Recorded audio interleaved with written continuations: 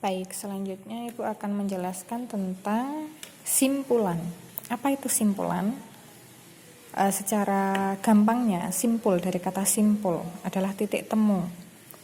Atau kesimpulan itu bisa disebut juga sebagai cerminan dari keseluruhan isi paragraf. Simpulan harus mewakili isi bacaan tersebut. Nah, pada dasarnya kesimpulan itu bisa tersirat, bisa pula tersurat. Kalau yang tersurat ini, dia tertulis, simpulan yang tertulis di bacaan. Jadi biasanya ada tandanya berupa kata jadi, oleh karena itu, maka dari itu, kesimpulannya, dan sebagainya.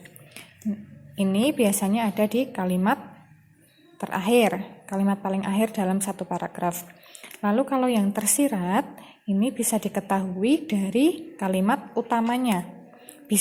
Kesimpulan itu bisa merupakan penegasan kalimat utama, bisa merupakan generalisasi dari tiap kalimat dari masing-masing paragraf. Nah, sekarang kita akan melihat apakah kesimpulan yang ada di paragraf 1, 2, dan 3 itu secara tersirat atau tersurat. Yuk, sekarang kita amati dulu yang paragraf pertama. Ovipar merupakan perkembangbiakan dengan cara bertelur. Cara perkembangbiakan ini biasanya dilakukan oleh unggas dan reptil. Setelah terjadi pembuahan, embrio yang dihasilkan akan tumbuh dan berkembang di dalam cangkang telur.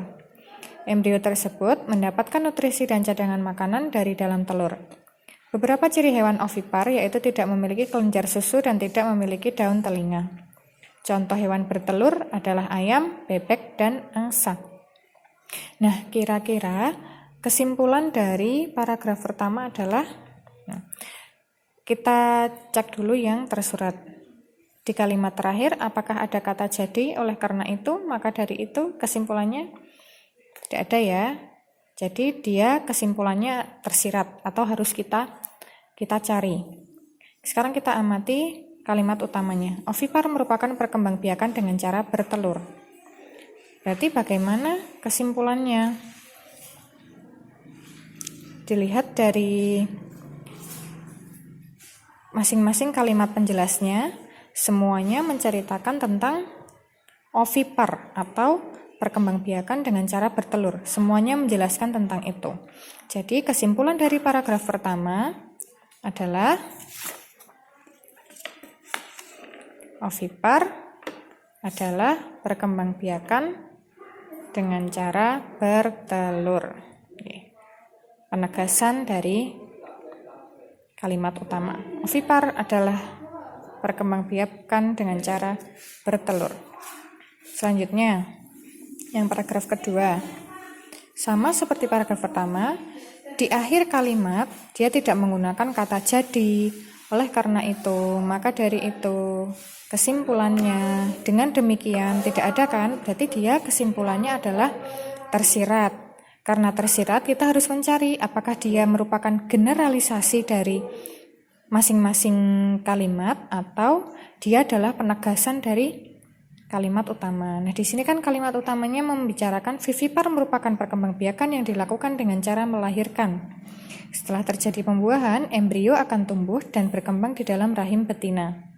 Selama di dalam kandungan, embrio tersebut mendapat nutrisi dari makanan yang dimakan oleh induknya melalui plasenta. Beberapa ciri hewan vivipar yaitu memiliki kelenjar susu, memiliki daun telinga, tubuh dilindungi bulu. Contoh hewan melahirkan adalah kucing, anjing, dan singa. Nah, berarti kesimpulan dari paragraf kedua adalah vivipar adalah perkembangbiakan dengan cara melahirkan. Karena apa? Karena seluruh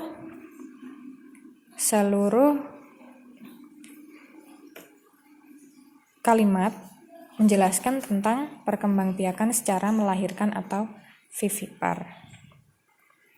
Nah,